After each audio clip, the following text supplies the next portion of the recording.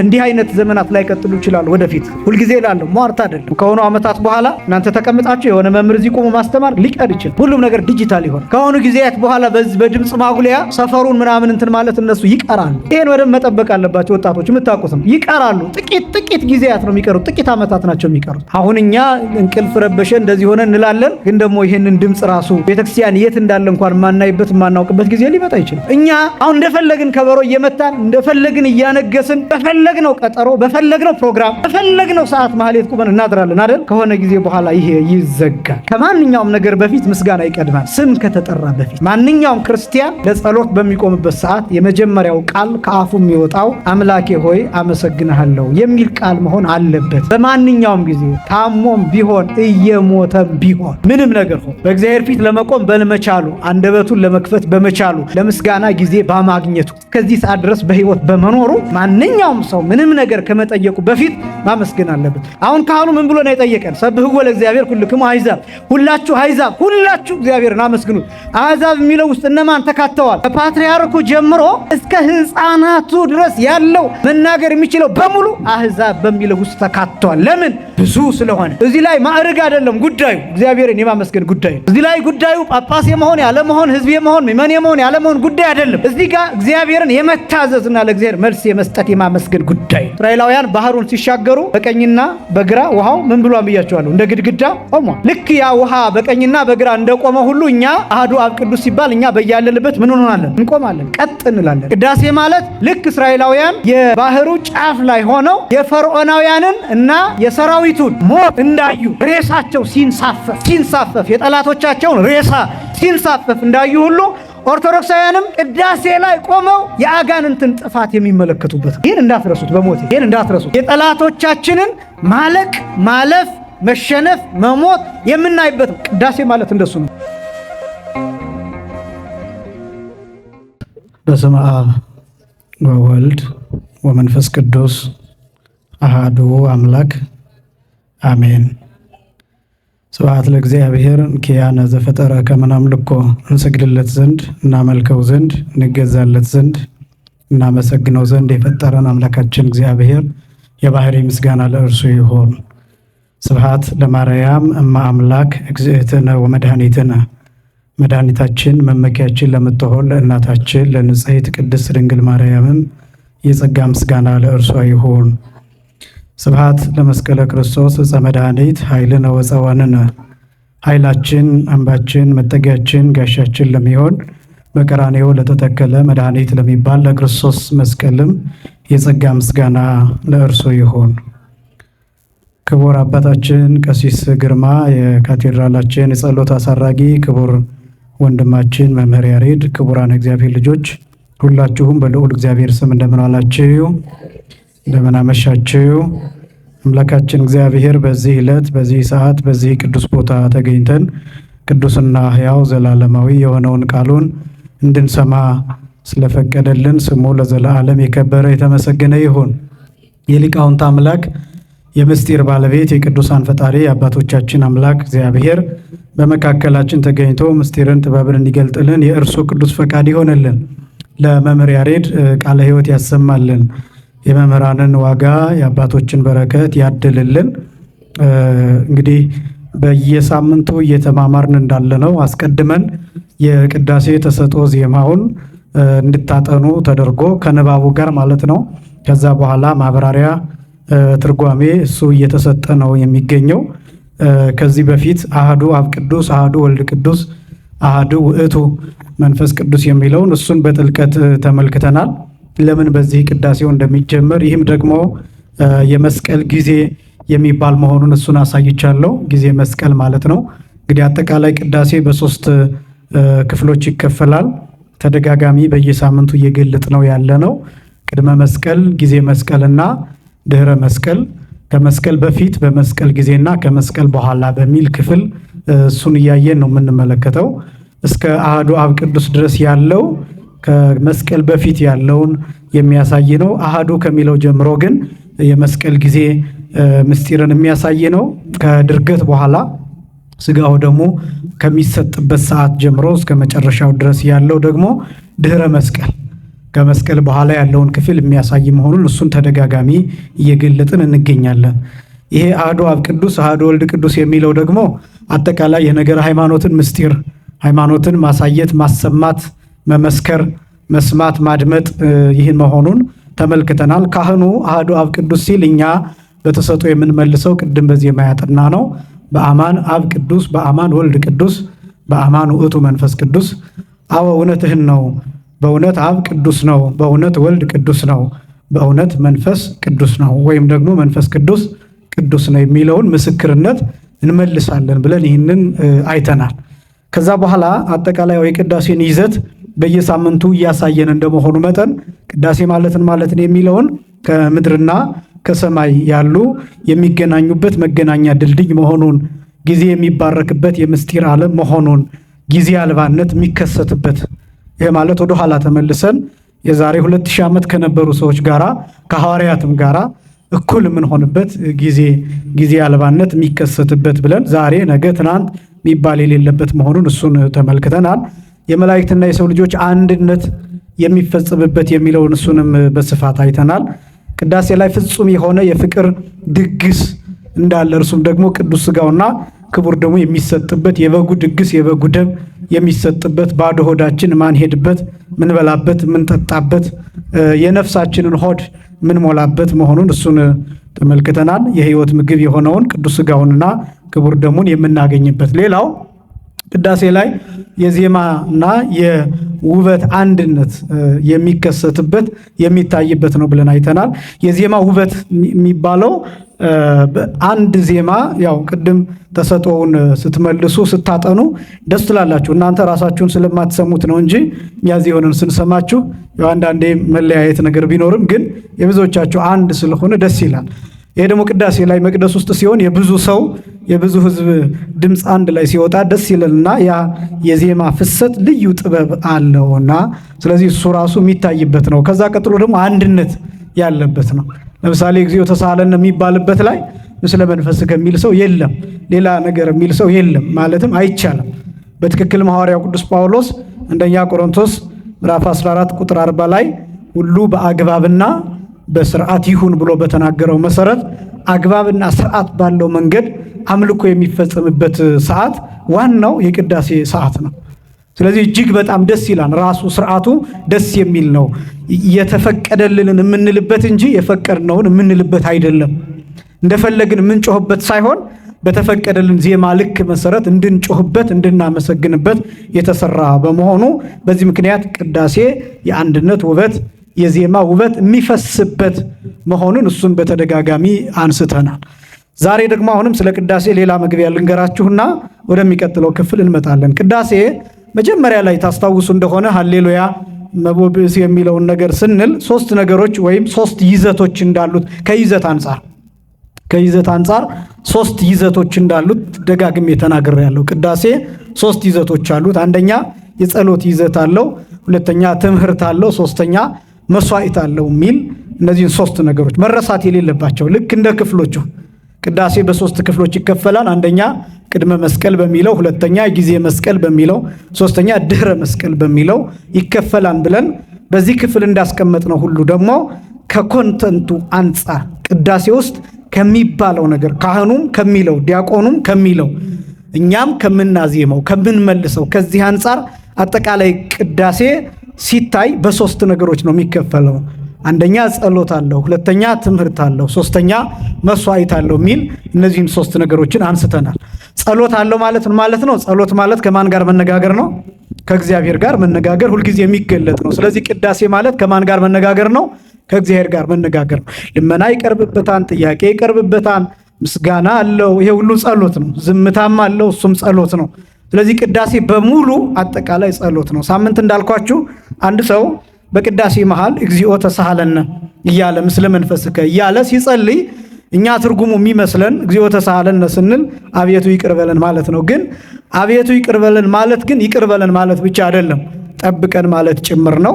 ስራ ስጠን ማለትም ጭምር ነው። ትዳር የሌለው ትዳር ስጠኝ ማለትም ጭምር ነው። ልጅ የሌለው ልጅ ስጠኝ ማለትም ጭምር ነው። ጤና የሌለው ጤና ስጠኝ ማለትም ጭምር ነው። ምክንያቱም እግዚአብሔር አንድ ጥያቄ ሲጠየቅ ስንት አድርጎ ነው የሚመልሰው? ብዙ አድርጎ ነው የሚመልሰው። ስለዚህ ይሄን የጸሎትን እንትኑ እንድታውቁት ነው። የጸሎት ጽንሰ ሐሳብ እንደዚህ ብሎ አንድ ነገር ስለጠየቅን ብቻ አይደለም። የተሰጡን ነገሮች በሙሉ ሁልጊዜ እንደምንለው የጠየቅናቸው አይደሉም። ለምሳሌ አንድ ሰው ሁልጊዜ እግዚአብሔርን የሚጠይቀው በተደጋጋሚ አንድ ነገር ብቻ ሊሆን ይችላል። ግን እግዚአብሔር ያንን የሚጠይቀውን ብቻ ሰጥቶ ሌላውን ዝም ቢለው ችግር ነበር። ለምሳሌ አንድ ሰው መጥቶ ትምህርቴን ግለጥልኝ ብሎ ስለ ትምህርቱ ቢጠይቅ ግን አንድ ነገር አላለም። ጤናዬን ስጠኝ አላለም። ከቤት እስኪደርስ ድረስ አደጋ እንዳይደርስብኝ ጠብቀኝ አላለም። ግን እግዚአብሔር ምን ያደርገዋል? ትምህርቱንም ይገልጥለታል፣ አደጋ እንዳይደርስበትም ይጠብቀዋል፣ ጤናውንም ይሰጠዋል። አያችሁ፣ እግዚአብሔር የሚያደርገው እንደዚህ ነው። እንዲህ አይነት ነገሮችን በደንብ መረዳት ይፈልጋል። በቤተ መቅደስ በቤተ ክርስቲያን ሆነን የምናደርጋቸው በማህሌት የምናደርጋቸው ነገሮች በሙሉ ምስጋና ብቻ አይደሉም፣ አንድ ብቻ አይደሉም፣ እልፍ ናቸው። ይህንን ማወቅ ይገባል። ለምሳሌ ፀሐይ ትወጣለች። ፀሐይ ስትወጣ ምን ታደርጋለች? ፀሐይ ምንድን ነው የምታደርገው? ብርሃን ትሰጣለች አይደለም? ብርሃን ብቻ ደግሞ አይደለም የምትሰጠው፣ ሙቀት ትረጫለች። ያ ሙቀቷ ምን ያደርጋል? በረዶውን ያቀልጣል። ውሃው በረዶ እንዳይሆን ያደርጋል። ለእጽዋት የሚገባቸውን ትሰጣለች። ለሰዎች የሚያስፈልጋቸውን ቪታሚን ትሰጣለች። ለምሳሌ ቪታሚን ዲ ከፀሐይ ብርሃን ይገኛል። ልክ እንደዛ። ስለዚህ ፀሐይ በመውጣቷ ምክንያት ብርሃን ብቻ አይደለም የምትሰጠው፣ ሙቀትም ጭምር ትሰጣለች። ያ ብቻ ደግሞ አይደለም። ፀሐይ በመውጣቷ ምክንያት በኃይል የምንጠቀምባቸው መሳሪያዎች ቀጥታ ሶላር ኢነርጂ የሚጠቀሙ እነሱ ከፀሐይ ኃይላቸውን ወስደው እኛ እንደገና እንጠቀምባቸዋለን። ማታ ብርሃን አድርገን ወይም ደግሞ ለሙቀት ጉልበት አድርገን እንጠቀምባቸዋለን። ስለዚህ ፀሐይ በመውጣቷ ብዙ ነገር ታደርጋለች። እግዚአብሔር ፊት መቆምም እንደዛ ነው። ልክ ፀሐይ በመውጣቷ ፊቷን በማሳየቷ በአንድ ጊዜ ብዙ ነገር እንደምታደርግ ሁሉ እኛም በእግዚአብሔር ፊት በመቆማችን ምክንያት እልፍ ነገር ብዙ ነገር እናገኛለን። ስለ ቸርነቱ ስሙ የተመሰገነ ይሁን። ስለዚህ በቅዳሴ ጊዜ ጸሎት፣ መላው ጸሎት ተብሎ ይጠራል። ሁለተኛው ትምህርት ይባላል። የቅዳሴ ይዘት ሁለተኛው ትምህርት ተብሎ ይጠራል። ትምህርት የሚባለው እንግዲህ ዛሬ የምናየው እሱን ነው። ያ መስዋዕት የሚባለው ግልጽ ስለሆነ ቅዱስ ሥጋውና ክቡር ደሙ የሚቀርብበት ነው። ስለዚህ መስዋዕት የሚለው እሱን ያሳያል። ሁለተኛው ግን ትምህርት የሚለው ነው። አሁን ወደ ዛሬ ወደምንጀምረው ልንመጣ ነው ማለት ነው። ትምህርቱ የሚሰጠው በሁለት መንገድ ነው። አንዱ በዜማ፣ ሁለተኛው በንባብ የሚሰጥ ነው። አንዱ በምን የሚሰጥ ነው አልኳችሁ? በዜማ። ሁለተኛው በንባብ የሚሰጥ ነው። ቅዳሴ እኔ በጣም የሚደንቀኝ እውነቱን ለመናገር በቅዳሴ ውስጥ ያለው የሊቃውንቱ ጥበብ ይገርመኛል። በጣም ነው የሚደንቀኝ። ስብጥሩ ማለት ነው። ስብጥሩ፣ ቫራይቲው፣ በውስጡ ያሉት የተለያዩ ነገሮች አስደናቂ ናቸው። ለምሳሌ አሁን በእርግጥ ማህሌትም ላይ ያለ፣ ሰዓታትም ላይ ያለ እንደዚህ አይነት ነገሮች እኛ ስለማናስተውላቸው፣ ለምሳሌ ማህሌት ላይ አሁን ማህሌቱ ካለቀ በኋላ ወደ አንገርጋሪ ወደ ምስባክ ከመኬዱ በፊት ስንክሳር ይነበባል። በአብይ ጾም ከሆነ ትንቢተ ኢሳይያስ ይነበባል። ዕርገተ ኢሳይያስ የሚባል መጽሐፍ ይነበባል። እንደየቦታው ይለያያል። ስንክሳርም ይነበባል። እንደዚህ አይነት ምንባባት በየመሃሉ ይነበባሉ እና የቤተክርስቲያኒቱን አገልግሎት በትኩረት ብትመለከቱት ዜማ ብቻ ሳይሆን ለምሳሌ የዜማውን ጥበብም ስትመለከቱ ቁም ዜማ የሚባል አለ። ከዛ ቀጥሎ ደግሞ በጸናጽል የሚባል አለ። እሱም ቁም እየተባለ መረግድ እየተባለ የሚጠራለ። እዛ ከምልጣኑ በኋላ ደግሞ ጽፋት አለ። እነዚህ ነገሮች ይቀጥላሉ በየቦታው። ግን ጥበቡ ይገርማል። እንዴት ሆኖ ከቁም ዜማ ከዛ ወደ ቁም የጸናጽል ከዛ ወደ መረግድ ከዛ በኋላ ደግሞ ወደ ወረብ ይኬዳል። ዚቅ የሚባለው ከተባለ በኋላ አንዳንድ ጊዜ መልኮቹም ወረብ አላቸው። ዚቁ ከተባለ በኋላ ወረብ የሚባለው ይመጣና ይሄን ምኑን ነው መሰላችሁ የምታዩት? የኛ ሊቃውንት እንዴት አድርገው እኛን ተደራሽ ለማድረግ የሄዱትን ርቀት ትመለከታላችሁ። ለምሳሌ አሁን መልኩ ሲጸነጸል ዚቁ አሁንም ምለው ላይገባችሁ ይችላል። እናንተ ዚቅና መልክ ምንድን ነው ልትሉ ትችላላችሁ ከጥቂቶቻችሁ በስተቀር። ግን ለእናንተ ባዕድ እንዳይሆን ወረብ የሚባላል። ያ ወረብ ለእናንተ ነው የሚወረበው፣ ለሚመናን ነው የሚወረበው። በነገራችን ላይ ወረቡ የሚባለው አብረው ማህሌት የሚቆሙት ሰዎች እንዲገባቸው። ከዛስ ልክ ወረቡ ሲባል ደስ ይላቸው የለ ትርጉሙን ብታውቁትም ባታውቁትም ደስ ይላቸዋል። ወደ እናንተ የቀረበ ስለሆነ እያሸበሸባችሁ እልል እያላችሁ ታጅባላችሁ። ከዛ ወረቡ ከተባለ በኋላ እንደገና ከወረቡ ላይ ደግሞ እናንተ የሚገባቸው አጭር ማህሌተ ገንቦ ይባላል። እሷ ተወጣና እሷን እንድትሰሙት ይደረጋል። ቤተክርስቲያኗ እንዴት እንደምትቀርባችሁ ነው እየነገርኳችሁ ያለሁት። ሊቃውንቱ ጥበባቸው እንዴት እንደሆነ ነው እየነገርኳችሁ ያለሁት። ይሄ ብቻም ደግሞ አይደለም። በዕለቱ ማህሌት ተቁሞ ካለቀ በኋላ ምስባክ ከመሰበኩ በፊት ከዚህ አስቀድሞ ስንክሳር ይነበባል። ሰዓት ካለ በተለይ፣ ሰዓት ከሌለ ግን ስንክሳሩም ላይነበብ ይችላል። ምክንያቱም ጊዜውን መጠበቅ ስለሚያስፈልግ። ስንክሳሩ የሚነበበው በዕለቱ ያሉት ቅዱሳን እነማን እንደሆኑ፣ ጻድቃን ሰማዕታት እነማን እንደሆኑ፣ ያ ማህሌት ለምን ተቆመ የሚለውን ምክንያት ማለት ነው። በብዛት በግዕዝ ስለሚነበብ ምናልባት እኛ ላናዳምጠው እንችል ይሆናል። ግን ትክክለኛው ግን የሚደረገው ያው ሰው እንዲሰማው ነው። በዋናነት በዕለቱ ያለውን የበዓሉ መታሰቢያ የተደረገለትን ታሪክ እንሰማለን ማለት ነው። እና ቤተክርስቲያኒቱ እንዴት ስብጥር እንደምትሰራ እያሳየኋቸው ነው። ቅዳሴ ላይም ዜማ ብቻ እንዳይሆን ንባብ አለ። እነዚህ ንባባት የሚያካትቷቸው ደጋግሜ እንደነገርኳቸው የቅዱስ ጳውሎስ መልእክታት አሉ፣ የቅዱስ ጴጥሮስ መልእክታት አሉ፣ የይሁዳ መልእክታት፣ የያዕቆብ መልእክታት መልእክት፣ የራእየ ዮሐንስ አንዳንድ ጊዜ፣ ከዛ ደግሞ ወንጌል አለ፣ ግብረ ሐዋርያት አለ፣ የሐዋርያት ሥራ፣ ከዛ ደግሞ በምስባኩ አማካኝነት ደግሞ ከብሉይ ኪዳን 3 መስመር ያላቸው እነሱ ወጥተው በግዕዝም በአማርኛም እንዲነገሩ በዜማ እንድንማራቸው ይደረጋል። ስለዚህ ቅዳሴ ትምህርት አለው። ሁለተኛው ይዘት ትምህርቱ ደግሞ በዜማ በንባብም ይባላል። በዜማ የሚባለውን የንባቡን እንደርስበታለን፣ ገና ነው። በዜማ የምንማረውን እሱ ላሳይ። አሁን በአማን አብ ቅዱስ፣ በአማን ወልድ ቅዱስ፣ በአማን ውእቱ መንፈስ ቅዱስ ካልን በኋላ ካህኑ የሚለው ቅድም መምህር ያሬድ እንዳዜሙልን ሰብህዎ ለእግዚአብሔር ኩልክሙ አሕዛብ፣ ሁላችሁ አሕዛብ እግዚአብሔርን አመስግኑት። እስኪ በሉ ሁላችሁ በሉ አሕዛብ እግዚአብሔርን አመስግኑት። ይሄ ሁለተኛው ካህኑ የሚለው ነው። አሐዱ አብ ቅዱስ ካለ በኋላ ሁለተኛ የሚያዝየመው ይህንን ነው። ይሄ አሁን የምንለው አሁን የምናየው ቅድምም መምህር ያሬድ ሲያስጠኗችሁ የነበረው ሙሉ የሚገኘው መጽሐፍ ቅዱስ ላይ መዝሙር 116 ከቁጥር 1 ጀምሮ እስከ መጨረሻው ድረስ ያለ። ይህን ብቻ አሁን ለሌላው ስትናገሩ ቅዳሴ ከመጽሐፍ ቅዱስ ነው ወይስ አይደለም ተብላችሁ ብትጠየቁ አንዱ መልስ ከምትሰጡት ይሄ መዝሙር ስንት አልኳቸው? 116 ወይም በቅንፍ 117 የሚል ልታገኙ ትችላላችሁ። 117 ወይም 116 የሚል ልታገኙ ትችላላችሁ። ያው ከመዝሙር 16 በኋላ ልዩነት ስላለ፣ ልዩነት ስላችሁ የይዘት ልዩነት ሳይሆን ምዕራፉ እየቀደመ የሚሄድ አለ። በእኛ በግዕዙ ግን ከግዕዙ በተተረጎመው መጽሐፍ ቅዱስ መዝሙር 116 ወይም በቅንፍ መዝሙር 117 ላይ ሙሉ ይሄ በዜማ ይባላል። እየተስተዛዘለ ይሄ ጥበብ ማስተዛዘል ተብሎ ይጠራል። ዳዊት ማስተዛዘል ማለት ነው። ዳዊት ማስተዛዘል ብዙ ጊዜ የሚታወቀው በአብይ ጾም ነው። ከዚህ በፊት ነግሬያቸዋለሁ። በአብይ ጾም በየቀኑ ይደረጋል። ከዛ ደግሞ አብይ ጾም ሲያልቅ የተጽዕኖ ሆሳዕና እሑድ ሊሆን አርብ ቀን 150ው ዳዊት በማስተዛዘል ይዘለቃል። ማስተዛዘል ማለት አንደኛው ሰው የመጀመሪያውን መስመር ይላል፣ ቀጥሎ ያለው ሰው ሁለተኛውን መስመር ይላል፣ ቀጥሎ ያለው ሶስተኛውን፣ ቀጥሎ ያለው አራተኛውን፣ ከዛ እንደዚህ እያለ መሄድ ማለት ነው። ማስተዛዘል ማለት እሱ። ይሄ ስርዓት በጣም አስደናቂ ነው። ዳዊት ነው፣ መዝሙረ ዳዊት ነው። ከዛ በዜማ ይባላል። በዜማ ደግሞ ሲባል ካህኑ የመጀመሪያውን መስመር ይላል፣ እኛ ተሰጦ የምንመልሰው ሁለተኛውን እንላለን። አሁንም ካህኑ ሌላኛውን መስመር ይላል፣ ከዛ ቀጥሎ ደግሞ እኛ መስመሩን እንላለን። ያልቃል።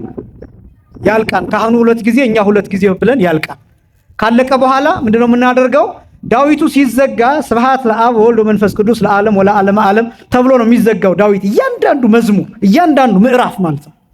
እያንዳንዱ ምዕራፍ ከዛ ስብሐት ለአብ ወወልድ ወመንፈስ ቅዱስ የሚለውን በዜማ ብለን እንዘጋለን። ከዛ በኋላ ተንሥኡ ለጸሎት የሚለው የዲያቆኑ ትእዛዝ ይቀጥላል።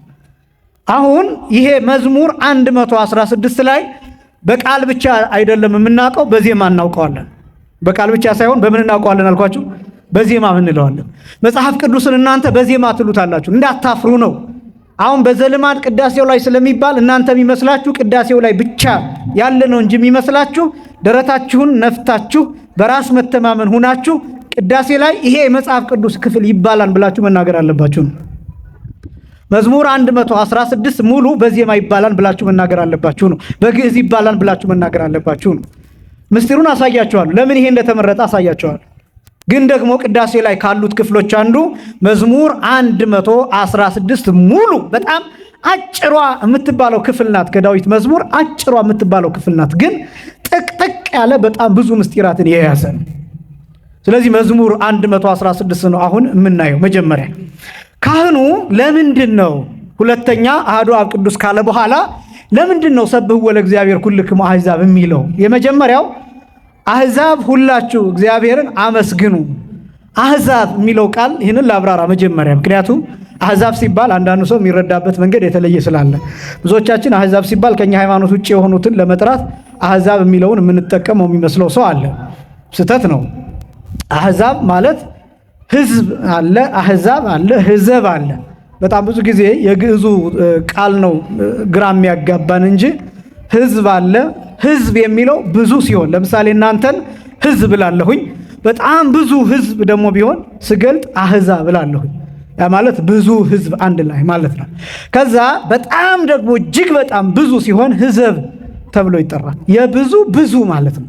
ቁጥር የሌለው መቆጠር የማይችል ከአቅም በላይ የሆነ እሱ ሕዝብ ተብሎ ይጠራል። ስለዚህ ሕዝብ፣ አሕዛብ፣ ሕዝብ የግዕዙ ብዙ ቁጥርን ለመግለጥ የሚኬድበት ደረጃ ነው መጀመሪያ። ግን ታዲያ አሕዛብና እስራኤል የሚል ልዩነት አለ። ያ ከየት መጣ ቢባል አሕዛብ ተብሎ የሚጠሩት ከእስራኤል ውጭ የነበሩት በብዛታቸው ምክንያት ነው አሕዛብ የሚባሉት ብዙዎች ስለነበሩ። እስራኤል ጥቂቶች ናቸው ሲጀምር። ያው እንደምታውቁት የአሕዛብን ቁጥር ከሞዓብና ከአሞን ብትጀምሩ፣ ከሎጥ ልጆች ብትጀምሩ፣ ሎጥ ከልጆቹ የወለዳቸው ማለት ነው።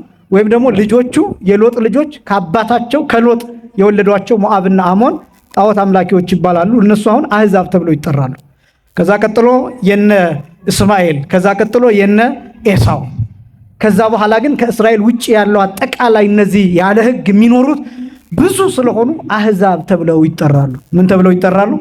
አሕዛብ። ሌሎቹ ግን እስራኤል ተብለው ይጠራሉ። ስለዚህ ያን ጊዜ የነበረው ልዩነት እስራኤልና አሕዛብ በማለት ነበር የነበረው ዋና ልዩነት። እስራኤል ሲባል ቁጥሩ ትንሽ ነው፣ ኪዳን ያለው፣ መስዋዕት ያለው፣ ታቦት ያለው፣ ክህነት ያለው፣ ትንቢት ያለው፣ ሕግ ያለው የእግዚአብሔር ሕዝብ የእግዚአብሔር ወገን የሆነ ለማለት እስራኤል ብለን እንጠራለን። ከዛ ውጭ ያሉት ግን ጣዖት የሚያመልኩ ናቸው። ለተራራ፣ ለእንጨት፣ ለምናምን የሚሰግዱ፣ ለጨረቃ፣ ለኮከብ፣ ለባህር የሚሰግዱ ናቸው። ብዙዎች ናቸው። ስለ ብዛታቸውም ጭምር አሕዛብ ብለን እንጠራቸዋለን።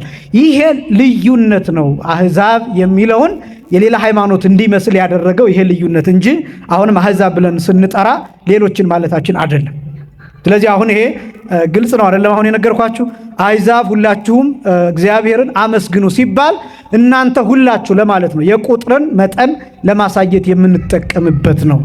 አንድም በሌላ ነጥብ ደግሞ ከአሕዛብ የመጡ አሕዛብ ብለን ከምንጠራቸው ወገን እንጨት ከማምለክ ድንጋይ ከማምለክ ከዚያ የመጡትንም ጭምር ድሮ እንደዚህ ነበራችሁ፣ አሁን ግን ክርስቲያን ሆናችኋል ለማለት እሱንም ደግሞ አሕዛብ ብለን ልንጠራ እንችላለን። ዋናው ነጥብ ግን አሕዛብ የሚለው ብዛትን የሕዝብን ብዛት ቁጥር የሚያሳይ መሆኑን እሱን መረዳት ይገባል። የመጀመሪያው ታዲያ አሃዱ ካለ በኋላ አመስግኑት ብሎ ጥሪ የሚያደርገው ለምንድን ነው የሚለውን እሱን ላሳያችሁ። በዚህ ረገድ እንድትረዱት የምፈልገው የቅዳሴ ቅደም ተከተል፣ የጸሎት ቅደም ተከተል፣ የምስጋና ቅደም ተከተል በቤተ ክርስቲያኒቱ እያንዳንዱ ስርዓትና ልክ አለው።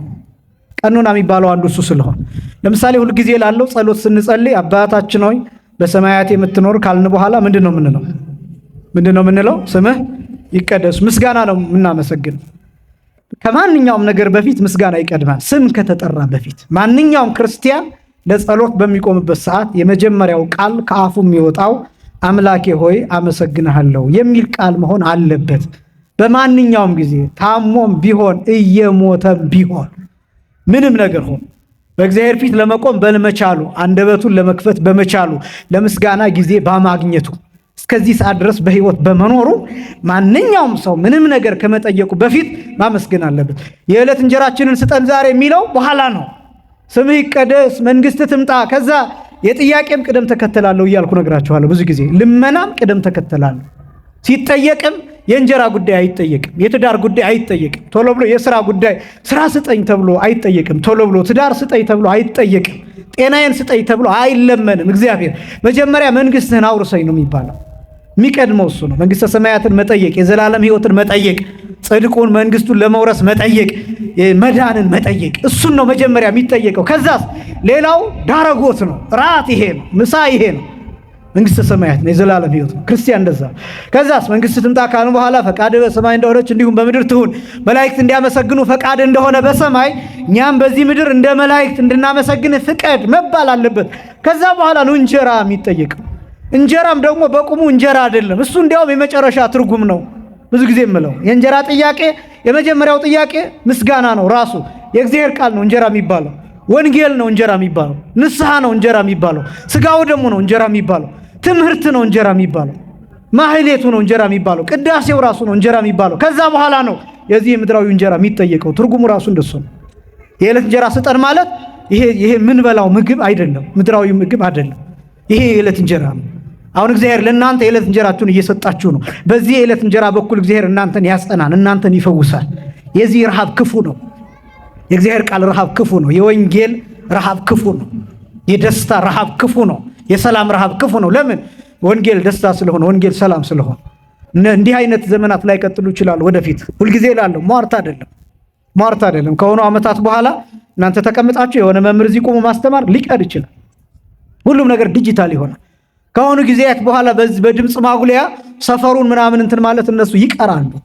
ይሄን ወደ መጠበቅ አለባቸው ወጣቶች፣ የምታውቁት ነው። ይቀራሉ። ጥቂት ጊዜያት ነው የሚቀሩት፣ ጥቂት ዓመታት ናቸው የሚቀሩት። የትኛው ነው? የኦርቶዶክስ ቤተክርስቲያን ብቻ አይደለም፣ የሙስሊሙም የፕሮቴስታንቱም የሌላውም አጠቃላይ ሰፈር የሚረብሸው ምን የሚለው በዚያ ከዚህ በኋላ የድምፅ ብክለት ምናምን ይባልና እነዚህ ህጎች ከረቀቁ ከጸደቁ በኋላ ይቀራል። ከዛ ወደ ውስጥ ይሄ ድምፅ የሚናፍቅበት ጊዜ ይመጣል ማለት ነው። አሁን እኛ እንቅልፍ ረበሸ እንደዚህ ሆነ እንላለን፣ ግን ደግሞ ይህንን ድምፅ ራሱ ቤተክርስቲያን የት እንዳለ እንኳን የማናይበት የማናውቅበት ጊዜ ሊመጣ ይችላል። ያየናቸው እነዚህ ሰለጠኑ አደጉ የሚባሉ ሀገራት አሁን ድምፅ ማጉሊያ የሚባል ነገር አጠፋፍተው የውስጥ ብቻ ነው የሚጠቀሙት። በነገራችን ላይ የትኛውም አለ አደጉ የሚባሉ ሀገራት የትኛው የከበሮ ድምፅ እንኳን አንድ ቦታ እንዳውም የገጠመኝ ማህሌት ለመቆም የቀበሌውን አስፈቅደውም የአካባቢውን ለምን ማህሌት ሲቆም ከበሮ ድው ይላል። ስለዚህ ይሄን ድምፅ እነሱ ስለማያውቁት ቦምብ ፈንድቶ ምናምን ሊመስላቸው ይችላል። ድምፅም እንዲረብሻቸው አይፈልጉም። የማያውቁት ድምፅ እንዲሰሙ አይፈልጉም። በዚህ ምክንያት ዛሬ እንደዚህ ነው እናገለግላለን ብሎ አስረድተው ደብዳቤ አስገብተው ሊባኖስ እስራኤል አጠገብ ያለችው ሀገር ማለት ነው። ከዛ በኋላ ነው ማህሌት ቆመው የከበሮ ድምፅ ሲሰማ አይ ነግረውናን ተብሎ ለአካባቢው ተነግሮ ማለት ነው። ለአካባቢው ሰው እንደዚህ ደጅ ስላለ ዛሬ ኦርቶዶክሶች እግዚአብሔርን ያመሰግናሉ፣ የከበሮ ድምፅ ትሰማላችሁ እንዳትደነግጡ ተብሎ ይነገራቸዋል። ንግስ ሲነግስም እልል እየተባለ ሲዞር ደወሉ ሲመታ ቃጭሉ ሲመጣ ሲሰሙ የተነገረን ነው ብለው ያስባሉ። አያችሁ፣ ይህን ያህል ዝግጅት ይደረግበታል። እኛ አሁን እንደፈለግን ከበሮ እየመታን እንደፈለግን እያነገስን በፈለግነው ቀጠሮ በፈለግነው ፕሮግራም በፈለግነው ሰዓት ማህሌት ቁመን እናድራለን አይደል?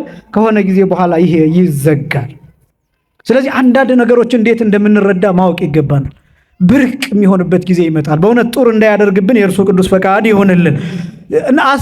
እነዚህ ነገሮች እየቆዩ ሲሄዱ ምንድነው ሊሆኑ የሚችሉት? ምናልባት አዳራሾች ሊሆኑ ይችላሉ፣ ወይ ደግሞ ሰው በአካል መምጣት ይተውና በዙም በላይቭ ምናምን መከታተል። አሁን ብዙ ሰዎች አሉ ላይቭ የሚከታተሉ በእነዚህ በተጠመዱት መሳሪያዎች። የግዴታ ሆኖባቸው የሚከታተሉትን አይደለም ምላችሁ፣ ግን እዚሁ ሆነው እዚሁ ሰፈራችን ዙሪያ ሆነው ግን ካልጋቸው መውረድ አቅቷቸው ዝም ብለው እዛ ሆነው እያዩ ያሉ ይሻላል። ያው ስራ ከመፍታት ሌላ ነገር ከማየት ይሻላል። ቢመጡ ደግሞ በጣም ይጠቀማሉ። ለምን? እዚህ መጥተው ሲሰግዱ አፈሩ ሲነካቸው፣ እዚህ ግቢ ሲገቡ እግዚአብሔር ሲባርካቸው፣ ቅዱሳን ሲባርኳቸው ትልቅ ነገር አለውና ስለዚህ ይሄ ራሱ የዕለት እንጀራ ነው የሚባለው። የዕለት እንጀራችንን ያልነሳን አምላካችን እግዚአብሔር የተመሰገነ ይሁን። ስለዚህ ምስጋና ነው። መጀመሪያ አሐዱ አብ ቅዱስ፣ አሐዱ ወልድ ቅዱስ፣ አሐዱ ወመንፈስ ቅዱስ ብለን ሃይማኖታችንን ከገለጥን ከመሰከርን በኋላ የእግዚአብሔርን ስም ከጠራን በኋላ ቅድስናውን ካወጅን በኋላ የሚቀጥለው ቅደም ተከተል ምስጋና ነው። ለዚህ ነው የምናመሰግነው። ሰብሕዎ ለእግዚአብሔር ኩልክሙ አሕዛብ ሁላችሁ እግዚአብሔርን አመስግኑት ብሎ ካህኑ ጥሪ ያደርጋል። አዋጅ ያውጃል። ሁላችሁ ይላል። ልብ በሉ፣ ሁላችሁ ይላል። መዝሙር 116 ነው ብያችኋለሁ። ሁላችሁ ሲል ደግሞ ምን ማለት ነው ሲባል ሕፃን የለ፣ አዋቂ የለ፣ ፓትርያርክ የለ፣ ሁልጊዜ እንደምለው ጳጳስ የለ፣ ቄስ የለ፣ መርጌታ የለ። ይሄ አፍንጫ ላይ ጨርቅ እንደዚህ አድርጎ አይቻልም። እንደሱ ሁላችሁ ነው የሚለው። ማንም መናገር የሚችል አንደበቱ የተፈታ ክርስቲያን የሆነ እዚህ መቅደስ ያለ አዲስ አማን ያልሆነ ማንኛውም ሰው ማመስገን አለበት። አዲስ የመጣም ቢሆን ገና ለመጠመቅ እየተማረ ያለ አቅም ካለው ካጠናው ከተማረው ካወቀውና ፈቃደኛ ከሆነ ቢያመሰግን ይባረካል፣ ይጠቀማል። ስለዚህ ሁላችሁ የሚለው ቃል ይህንን ነው የሚያሳየው። የሚቀልድ ሰው አለ፣ አንዳንድ የሚቀልድ ሰው አለ። መርጌታ ስለሆነ ሻሽ ስለጠመጠመ ተሰጦ መቀበል ውርደት የሚመስለው ራሱን አይ እኔ እኮ አውቀዋለሁ ብሎ ዝም የሚል ሰው አለ። ጨርቁን አፍንጫው ላይ አድርጎ ይሄ መቅሰፍት ነው። ይሄ በጣም ትክክል ያልሆነ ማንኛውም ሰው እንዳልኳችሁ ይሄ ብቻም አይደለም። በሚመናንም በአንዳንድ ሰዎች ሳምንት እንደተናገርኩት ትልቅ የጸሎት መጽሐፍ ይዞ ተሰጦ የማይመልስ ሰው አለ። ተሰጦ አለመመለስ ለመሳተፍ ፈቃደኛ አለመሆን በነገራችን ላይ ኃጢአትም ጭምር ነው። እኛ ይህንን ዜማ የምናስጠናችሁ ደጋግሜ እንደምናገረው በምልክት እንድትጮሁት አይደለም። መምህር ያሬድ እንደሚጮሁት የቅዳሴ መምህራን እንደሚጮሁት ዲያቆናቱን ልክ እንደሚሉት እንደዛ እንድትሆኑ አይደለም። አብራችሁ ለማለት ባዕድ እንዳትሆኑ፣ ለቃለ እግዚአብሔሩ ባዕድነት እንዳይሰማችሁ ነው። ባይተዋርነት እንዳይሰማችሁ እንጂ በፈለጋችሁት ዜማ በገባችሁ መልክ በንባብም ቢሆን ዜማው እምቢ ካላችሁ ጉሮሮ ካልታዘዘላችሁ እናንተ ዝም ብላችሁ ወይሴብሕዎ ኩሎሙ ሕዝብ ልትሉም ትችላላችሁ። ዜማው እምቢ ካላችሁ ምን ይደረጋል? ካስቸገራችሁ ምን ይደረጋል? ቁም ነገሩ ግን መልስ ነው። ይሄ ተሰጥኦ ተብሎ ነው የሚጠራው። ብዙ ጊዜ እንዳልነው ተሰጥኦ ማለት በነገራችን ላይ መልስ ማለት ነው። አሁን አንዳንዱ ሰው ተሰጥኦ የሚለውን አማርኛውን ስጦታ ምናምን ብሎ ቢተረጉም አቤት የገሌ ተሰጥኦ ምናምን ይላል። ትክክል አይደለም። አማርኛውም ራሱ ስጦታ የሚል ነገር አለ። መሰጠት፣ መታደል፣ ጸጋ፣ እነዚህን ቃላት ልንጠቀም እንችላለን። ግዕዙ ግን ተሰጥኦ መለሰ፣ መልስ ሰጠ። ተሰጥኦ የሚለው ደግሞ መልስ መስጠት፣ መመለስ፣ ቃል መመለስ ማለት ነው። ለተጠየቀው ጥያቄ መልስ መስጠት ማለት ነው። ተሰጥኦ ማለት እሱ ነው።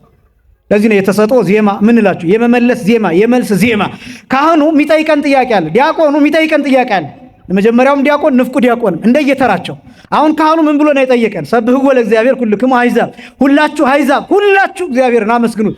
አሕዛብ የሚለው ውስጥ እነማን ተካተዋል? ከፓትርያርኩ ጀምሮ እስከ ሕፃናቱ ድረስ ያለው መናገር የሚችለው በሙሉ አሕዛብ በሚለው ውስጥ ተካተዋል። ለምን? ብዙ ስለሆነ። እዚህ ላይ ማዕረግ አይደለም ጉዳዩ፣ እግዚአብሔርን የማመስገን ጉዳይ ነው። እዚህ ላይ ጉዳዩ ጳጳስ የመሆን ያለመሆን፣ ሕዝብ የመሆን ምእመን የመሆን ያለመሆን ጉዳይ አይደለም። እዚህ ጋር እግዚአብሔርን የመታዘዝና ለእግዚአብሔር መልስ የመስጠት የማመስገን ጉዳይ ነው። ስለዚህ የመጀመሪያው እሱ ነው፣ ምስጋና። ማንኛውም እግዚአብሔርን ስሙን ከጠራን በኋላ ማመስገን ስለሚገባን የምስጋና አዋጅ ይታወጃል። ስለዚህ አንደኛ የምስጋና አዋጅ። ሁለተኛ ደግሞ ምስጢሩን ላሳያችሁ። ለምንድን ነው በዚህ ጊዜ ምስጋና የሚታወጀው? ለምንድን ነው? ቅዳሴን ከዚህ በፊት ስነግራችሁ ታስታውሱ እንደሆነ ትዝ ላይላችሁ ይችላል። በብሉይ ኪዳን ከነበረው እስራኤላውያን ከተሻገሩት ባህር ጋራ አገናኝቼ ነግሬያችኋለሁ። እዛ ባህር ላይ የእግዚአብሔር መንገድ ተብሎ የሚጠራ አለ ብያችኋለሁ። የማን መንገድ? ቅዳሴ ማለት የእግዚአብሔር መንገድ ነው ብያችኋለሁ። ሌላኛው ማብራሪያ የማን መንገድ ነው? ቅዳሴ ማለት የማን መንገድ ነው? በየመሃሉ ጠይቃለሁ። ቅዳሴ ማለት የማን መንገድ ነው? የእግዚአብሔር መንገድ ነው። ይህንን በደንብ ልታውቁ። የእግዚአብሔር መንገድ ነው ቅዳሴ ማለት። የእግዚአብሔር መንገድ የሚገለጥበት፣ ቅድስናው የሚታይበት፣ መላእክት የሚታዩበት፣ እግዚአብሔር የራሱ የሆኑ ሰዎችን የሚታደግበት ቦታ ነው። ባህር የሚከፈልበት፣ ደረቅ መሬት የሚታይበት፣ ሰላምና እረፍት የሚታይበት፣ ከዚህ በፊት ስነግራችሁ ውሃው የሚቆምበት ብያችኋለሁ። አሐዱ አብ ቅዱስ ሲባል በያለንበት እንቆማለን ብያችኋለሁ። ይህንን ወደኋላ መልሼ ያሳየኋችሁ በምድር በታጠበችበት ጊዜ፣ ከዛ ደግሞ የኖህና ከኖህ ጋር ያሉት ወደ መርከብ መግባታቸውን እሱን አንስቼ፣ ይሄ ብቻ ሳይሆን እስራኤላውያን ባህሩን ሲሻገሩ በቀኝና በግራ ውሃው ምን ብሏን ብያችኋለሁ፣ እንደ ግድግዳ ቆሟል። ልክ ያ ውሃ በቀኝና በግራ እንደቆመ ሁሉ እኛ አሐዱ አብ ቅዱስ ሲባል እኛ በያለንበት ምን እንሆናለን? እንቆማለን፣ ቀጥ እንላለን። ይሄ ብቻም አይደለም። ባህሩን ከተሻገሩ በኋላ የባህሩ ጫፍ ላይ አፋፍ ላይ ሆነው እስራኤላውያን ቆመው የፈርዖናውያንን ሬሳ አይተዋል። ቅዳሴ ማለት እንደዛ ነው ብያችኋል። ቅዳሴ ማለት ልክ እስራኤላውያን የባህሩ ጫፍ ላይ ሆነው የፈርዖናውያንን እና የሰራዊቱን ሞት እንዳዩ ሬሳቸው ሲንሳፈፍ የጠላቶቻቸውን ሬሳ ሲንሳፈፍ እንዳዩ ሁሉ ኦርቶዶክሳውያንም ቅዳሴ ላይ ቆመው የአጋንንትን ጥፋት የሚመለከቱበት ነው። ይህን እንዳትረሱት፣ በሞቴ ይህን እንዳትረሱት። የጠላቶቻችንን ማለቅ፣ ማለፍ፣ መሸነፍ፣ መሞት የምናይበት ነው። ቅዳሴ ማለት እንደሱ ነው። ባህሩ ላይ ቆመ። ስለዚህ ባህር የሚከፈልበት ነው። የማን መንገድ የሚታይበት? የእግዚአብሔር መንገድ የሚገለጥበት። ቅዱስ ያሬድ ሲናገር እንዲህ ይላል። ለምሳሌ ብዙ ጊዜ በኅዳር ሚካኤል የሚባል ነው። ባሕረ ግርምተ ገብረ አረፍተ ወበውስቴታ አርአየ ፍኖተ እግዚአብሔር ይላል። ባሕረ ግርምተ ማለት የምታስፈራ ባህርን ማለት ነው። ገብረ አረፍተ ማለት ግድግዳ አደረገ ማለት ነው። ያ የሚያስፈራ ባህር የሚባለው ባሕረ ኤርትራ እየተባለ የሚጠራው እስራኤላውያን የተሻገሩት ማለት ነው። ምንድነው ያደረገው? ግድግዳ አደረገ ሲባል በቀኝ በኩል ባህሩ ቆሞ እንደ ግድግዳ ሆነ፣ በግራ በኩል ግድግዳ ሆነ። በመሃል በኩል ያለው ልክ እንደዚህ መንገድ ቀጥ ያለ ሰዎች የሚራመዱበት ደረቅ መንገድ። ያ መንገድ ይላል ቅዱስ ያሬድ ወበውስቴታ አርአየ ፍኖተ እግዚአብሔር ይላል። በውስጧስ እግዚአብሔር ምንን አሳየ ቢባል መንገድን አሳየ። ምንን አሳየ? መንገድን አሳየ። ያ መንገድ ምንድን ነው? ያ መንገድ ምንድን ነው? እግዚአብሔር ያደረገውን ታውቃላችሁ? ባህሩን ሲከፍል አሁን የሙሴ በትር ነው ባህሩን የከፈለው። የሙሴ በትር ሲባል የሙሴ በትር ለምልክትነት የተጠቀማት ማለት እንጂ በትር በባህሪው ሙሴ ባህር የሚከፍል ሆኖ አይደለም። ግን አንደኛ ከሙሴ በትር ጋር ምን አለ? ቃል ኪዳን አለ፣ ተልእኮ አለ። ሁለተኛ ከሙሴ በትር ጋር የነ ራሔል እንባ አለ፣ የሽማግሎች እንባ አለ፣ የሕፃናት ጩኸት አለ ከበትሩ ጋር። ሶስተኛ ግን በትሩ ብቻ ሳይሆን እስራኤልን ሲከተሏቸው የነበሩ 7 ሊቃነ መላእክት አሉ። 7 መላእክት አሉ። እነዚህ 7ቱ መላእክት ደመናው መላእክት የሚገለጡበት ነው። በ7 አይነት የሚገለጥ ለምሳሌ አንዱ ደመና ከላይ ሆኖ የፀሐዩን ዋዕይ የፀሐዩን ሙቀት የሚከላከል ነው። ከላይ ሆኖ አንድ መልአክ በሉ። ሁለተኛው ደመና ደግሞ ከታች ሆኖ ተነጥፎ እሾህ እንዳይመታቸው እንቅፋት እንዳይመታቸው የሚያደርግ ነው። 2 መልአክ በሉ። ስንት መልአክ? 2 መልአክ። ሶስተኛው መልአክ ደግሞ በቀኝ በኩል ሆኖ በቀኝ የሚመጣውን መቅሰፍት የሚጠብቃቸው ነው። ስንት ሆነ? 3 በሉ። አራተኛው ደግሞ በግራ በኩል ሆኖ በግራ የሚመጣውን የሚጠብቃቸው ነው። ስንት ሆነ? 4 በሉ። አምስተኛው ደግሞ ከኋላ ሆኖ ከኋላቸው ጠላት እንዳያያቸው። ለምሳሌ እነ ፈርዖን ከኋላ እየተከተሏቸው ደመናው ግን ከኋላ ሆኖ ልክ እንደ መጋረጃ ሆኖ በፈርዖን በኩል ለነ ፈርዖን ሲታይ ጨለማ ነው፣ ለእስራኤላውያን ግን ብርሃን ነው። ስለዚህ አምስተኛው መልአክ ከኋላቸው አለ። ስንት ሆነ? 5። ስድስተኛው መልአክ ደግሞ ስድስተኛው ደመና ከፊታቸው ይሆናል። ከፊታቸው ይሆንና ሌሊት ልክ እንደ እሳት እንደ ብርሃን እየሆነ ይጠብቃቸዋል። መንገድ ሲጠፋባቸው ይመራቸዋል። ማረፍ ሲገባቸው ይቆምላቸዋል። ስንት ሆነ? 6 ሆነ። 7ኛው ደመና ደግሞ ምግብ የሚሰጣቸው ደመና ነው። ራሱ ደመናው ባለበት ቦታ ለምሳሌ ያኛው 7ኛው ደመና እዚህ ቦታ ያርፋል። ልክ ጠዋት ላይ ሲነሱ ሲነቁ ከእንቅልፋቸው ተነቅተው ሲያዩ ያ ደመና የነበረበት ቦታ መናው ተከምሮ ያገኙታል። ልክ እንደ በረዶ ሆኖ እንደ ድርጭት ሆኖ ያገኙታል። ከዛ በኋላ ያንን ወስደው ይበሉታል። እንደ ማር የሚጣፍጥ ነው መና ማለት ነው። በነገራችን ላይ ትርጉሙ ምንድር ማለት ነው። ልክ ሲያዩት እስራኤላውያን ልክ እንደ በረዶ ተጋግሮ ሲያዩት ይሄ ምንድር ነው ብለው በዛ ምክንያት መና የሚለው ቃል ምንድር እንደማለት ነው ትርጉሙ። እና መና የሚሰጣቸው ደመና 7ኛው ደመና ነው። በእነዚህ በ7ቱ ደመና ውስጥ ዝም ብሎ አሁን ደመና ምግብ ሊሰጥ አይችልም። ደመና ውስጥ ግን የሚያዘጋጁ ከሰማይ የተላኩ መላእክት አሉ። እንዳታስቆጣው ተጠንቀቅ ተብሎ ማስጠንቀቂያ የተሰጣቸው መላእክት በዚህ ደመናው ስላሉ ነው። የመላእክት ረዳትነት በእውነት ከሁላችን ጋር ይሁን። እስራኤላውያንን ብቻ ሳይሆን አሁንም እኛን ዙሪያችንን መላእክት ይጠብቁናል። የመላእክት ጥበቃ ከሁላችን ጋር ይሁን። ስለዚህ እንዲህ እያደረገ እግዚአብሔር ይጠብቃቸው ነበር እስራኤላውያን እና እነዚህ የእግዚአብሔር መንገድ ተብለው ነው የሚጠሩት። ይሄ መንገድ ለመሆኑ የት ነው የሚያደርሰው? የት ነው የሚያደርሰው? ልክ በደረቁ መንገድ ተሻግረው የባህሩ ጫፍ ላይ ሲደርሱ በጣም አስጨናቂው ነገር ምን እንደሆነ ታውቃላችሁ? ባህሩን ተሻግረው ልክ እንደዚህ አይነት አፋፍ ሆነው ባህሩን ይመለከታሉ። እነሱ መንገዱ ክፍት ነው። ውሃው እንደቆመ ነው። በቀኝና በግራ እንደቆመ ነው። ከዚያስ እነማን እየመጡ ነው? እነ ፈርዖን እየመጡ ነው። ፈርዖን ሰረገላውን ፈርዖን ፈረሱን እየገረፈ እያበረረ፣ ሌሎች ሰራዊቱ ደግሞ እየተከተሉት እየመጡ ነው። ከዚያስ ገቡ። እነሱ በተሻገሩበት ደረቅ መንገድ ገቡ። ምንድነው የሚሆነው ቀጥሎ? እስራኤላውያን በተሻገሩበት መንገድ የተሻገሩ እንደሆነ እስራኤላውያንን አንቀው አርደው ፈጅተው መጨረስ ነው የሚሆነው። ይህን አደጋ ነው በዓይናቸው ያዩ የነበረው፣ በልባቸው ይስሉ የነበረው። እስራኤላውያን ተጨነቁ። ወደዚያ እንዳይሄዱ ተራራ ነው፣ ሩጠው ማምለጥ አይችሉም። እነሱ የተሻገሩበት መንገድ ፈርዖናውያን እዚህ ጫፍ አፍንጫቸው ስር እስኪደርሱ ድረስ መንገዱ ክፍት ነው፣ አልተዘጋም። ይሄ በቀኝና በግራ የነበረውን የቆመው ግድግዳ ሆኖ የቆመው ውሃ አልተዘጋም። ግን እግዚአብሔር ምን እያደረገ ነበረ? ሁሉም የተዘጋጀው መንገድ ላይ ገብተው እስኪያልቁ ድረስ እግዚአብሔር እየጠበቀ ነበር። ከኋላ ያሉት ገብተው አለቁ ከነፈረሶቻቸው።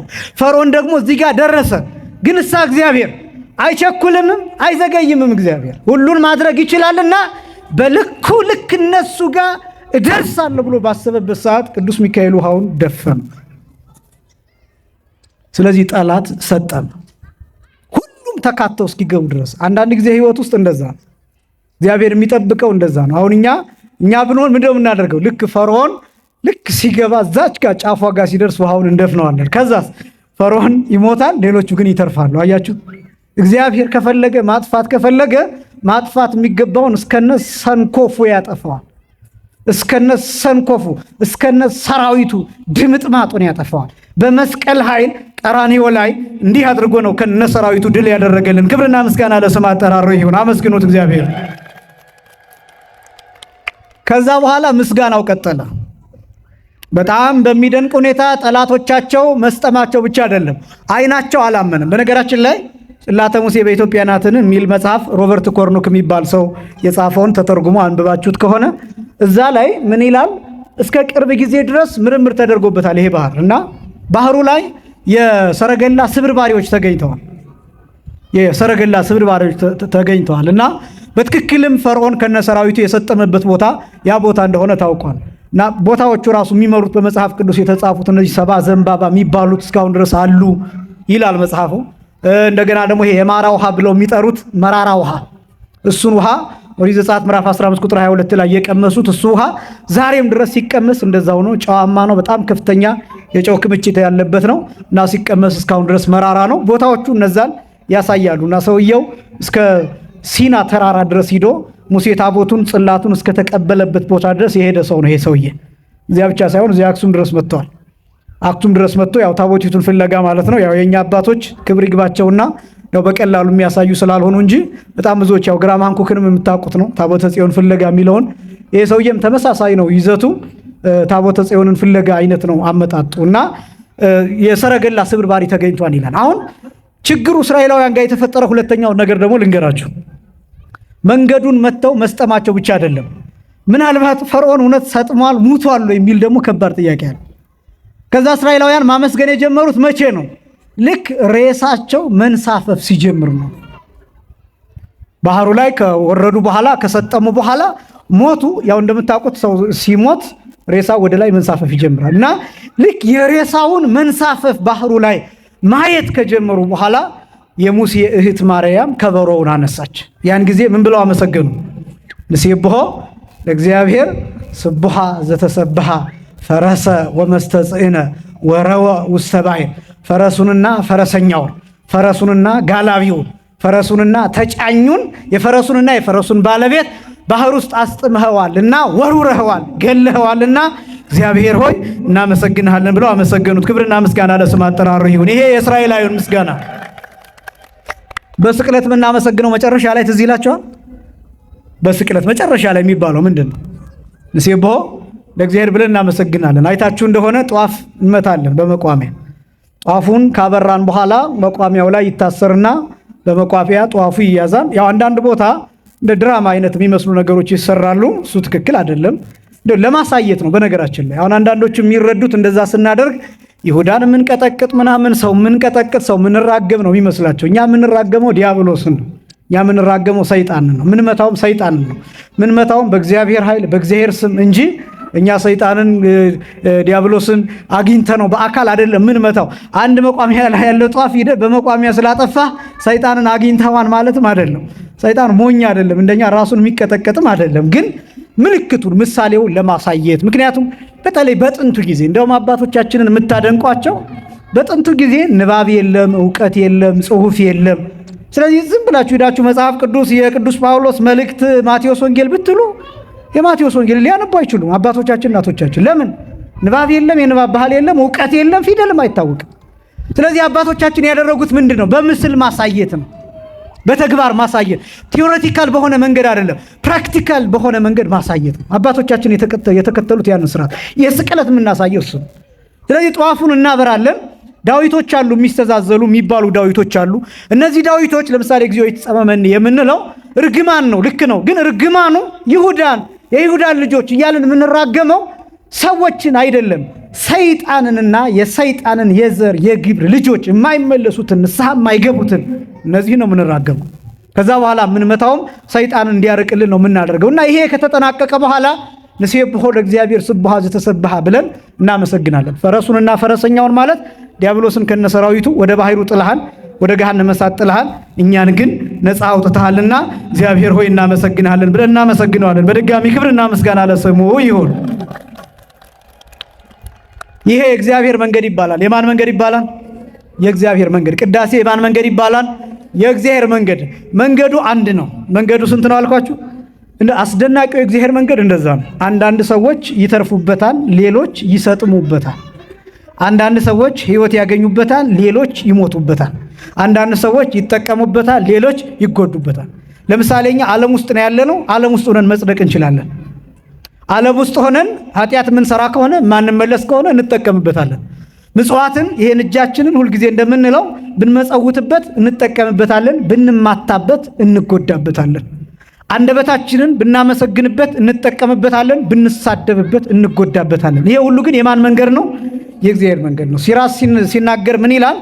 ለእመ ወረቃ ለፍህም ትጠፍ ወለእመ ነፋይካ ትነድድ ወባህቱ ክሌሆሙ ይወፅኡ ማዕዱ አፍ ይላል። አንድን እሳት እዚህ አቀጣጥለህ ብተፋበት፣ ምራቅ ብተፋበት ይጠፋል። እፍ ብትለው ደግሞ ምን ይሆናል? ይነዳል። ሁለቱም ግን ከስንት አፍ ይወጣሉ? ከአንድ አፍ ይወጣሉ። ቅዱስ ያዕቆብም እንደተናገረው ይችን ምላሳችንን እንራገምባታለን፣ እንደገና እናመሰግንባታለን፣ ግን ያቸው አንዲት ናት ይላል። ሁለቱም ከአንድ አፍ ከአንድ ቦታ ከአንዱ ምንጭ ይወጣሉ።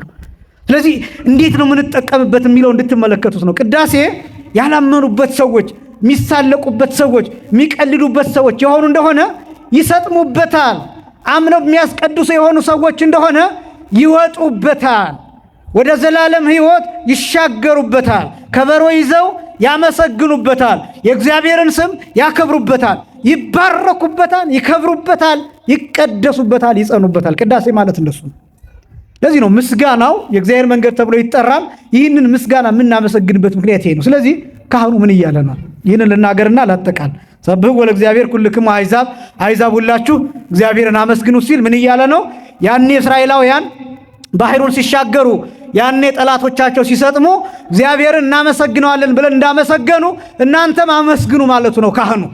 ለምን ተሻግራችኋል? አሁን ያላችሁት የት ነው? ሰማያዊ ሕይወት ውስጥ፣ ዘላለማዊ ሕይወት ውስጥ። ለምን?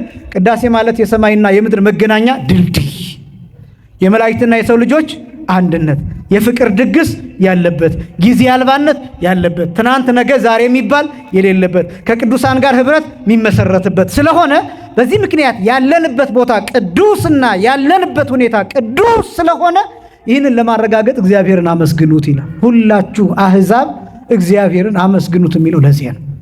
ከዚያስ ቅዳሴ የእግዚአብሔር መንገድ ናት። መጨረሻው ምንድን ነው? ልብ በሉ። ይሄ መንገድ እስራኤላውያንን እስከየት ድረስ ነው የወሰዳቸው? ለጊዜው ባህሩን ይሻገራሉ፣ የባህሩ ጫፍ ላይ ይቆማሉ፣ የፈርዖናውያንን ስጥመት ይመለከታሉ። መጨረሻው በስጋ የሚያደርሳቸው ምድረ ከነዓን ነው የሚያደርሳቸው። እቺ ማርና ወተት የምታፈሰዋ ተብላ ቅድስት ኢየሩሳሌም ነው የሚያደርሳቸው። ይህች ቅዱስ ኢየሩሳሌም ውስጥ ምን ተከስቷል? ክርስቶስ ተወልዶባታል፣ በስጋ ረግጧታል፣ ስጋውን ቆርሷታል፣ ደሙን አፍስሶባታል፣ መስቀል ተተክሎባታል፣ መንፈስ ቅዱስ ወርዶባታል፣ ሐዋርያት ተባርከውባታል፣ የጌታ ደም ፈሶባታል። አያችሁ፣ የተቀደሰችዋ ምድር ነው የሚያደርሳቸው። ይሄ መንገድ የእግዚአብሔር መንገድ ወበውስቴታ አርአየ ፍኖተ እግዚአብሔር፣ በውስጧ መንገድን አሳየን። ከዛ ከወጡ በኋላ ታቦት ይቀበላሉ፣ ጽላት ይቀበላሉ፣ ኪዳን ይቀበላሉ፣ መስዋዕት ይቀበላሉ፣ መቅደስ ይሰራሉ፣ ድንኳን ይሰራሉ። ከዛስ በኋላ በነቢያት በኩል ትንቢት እየተነገረ እስከ ዘመኑ ፍጻሜ ድረስ ይመጣል። ከዛስ እመቤታችን፣ ከዛስ ጌታ፣ ከዛስ ስጋው ደግሞ ይገኛል። ያ መንገድ የት ነው የሚያደርሰው? ክርስቶስ ጋር።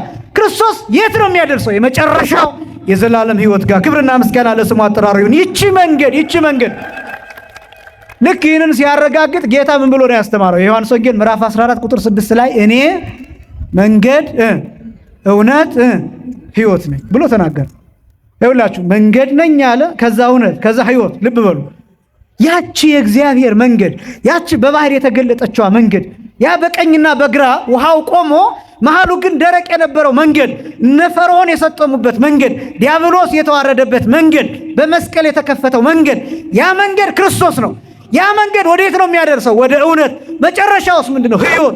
ራሱ ሕይወት የሚገኝበት ነው ቅዳሴ። ክብርና ምስጋና ለስሙ አጠራሩ ይሁን። ቅዳሴ ማለት የእግዚአብሔር መንገድ። በምን እናውቃለን? በምን እናረጋግጣለን ካላችሁ መጨረሻ ላይ ቅዱስ ሥጋውና ክቡር ደሙ ይሰጣል። በቅዳሴ ጊዜ መጨረሻ። ይሄ ማህሌት ላይ የለም ብያችኋለሁ። ሰዓታት ላይ የለም ብያችኋለሁ። ኪዳን ላይ የለም። ይሄ ቅዳሴ ላይ ብቻ። ሰዓታት ወዴት ያደርሳን? ወደ ቅዳሴ። ማህሌት ወዴት ያደርሳን? ወደ ቅዳሴ። ኪዳንስ ወዴት ይወስዳን? ወደ ቅዳሴ። ከዛ እነዚህ ላይ ስጋው ደሙ የለም። ቅዳሴ ላይ ግን ምን አለ? ቅዱስ ስጋውና ክቡር ደሙ። ለምን? የእግዚአብሔር መንገድ ስለሆነ። መጨረሻ ላይ ዓላማችን ክርስቶስን ማግኘት ስለሆነ፣ ክርስቶስን ማግኘት፣ ክርስቶስን መልበስ፣ ክርስቶስን መብላት፣ ክርስቶስን መጠጣት ማለት ስለሆነ፣ የዘላለም ሕይወት ማግኘት መውረስ፣ በመላእክት መጠበቅ ስለሆነ፣ የመጨረሻ ኦርቶዶክሳዊነትን ክርስትናን ማረጋገጥ ስለሆነ ይሄ የእግዚአብሔር መንገድ የሚባለው። ይሄ የእግዚአብሔር መንገድ ስለተገለጠልን ካህኑ ሁላችሁ አሕዛብ እግዚአብሔርን አመስግኑ ብሎ ያውጃን። ያን ጊዜ እኛ በተሰጦ ምን እንላለን? ሰብህዎ ለእግዚአብሔር ኩልክሙ አሕዛብ ሲል እናንተ ምን ትላላችሁ? ወይሴብህዎ በሉ እስኪ። ወይሴብህዎ ኩሎሙ ሕዝብ። ካህኑ እግዚአብሔርን አመስግኑ ሲል ሁሉም ሕዝብ እግዚአብሔርን ያመሰግኑታል እንላለን። ይሄ የኛ መልስ ነው።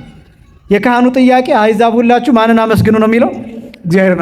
ከኛ እዛ መልሰን እኛ አሕዛብ ሕዝብ ሁሉ እግዚአብሔርን ያመሰግኑታል እንላለን። የመጀመሪያው ትርጉም እንዲህ የምንለው ለምንድን ነው? አሁን አመስግኑ ስንባል ማለት የነበረብን እግዚአብሔር ሆይ እናመሰግንሃለን፣ ንሴብሐከ ማለት ነበር ማለት የነበረብን፣ ወይ ንወድሰከ ማለት ነበር። ግን ሕዝብ ሁሉ ያመሰግኑታል የምንለው ለምንድን ነው? ማለታችን ምን እንደሆነ ታውቃላችሁ እንዴ?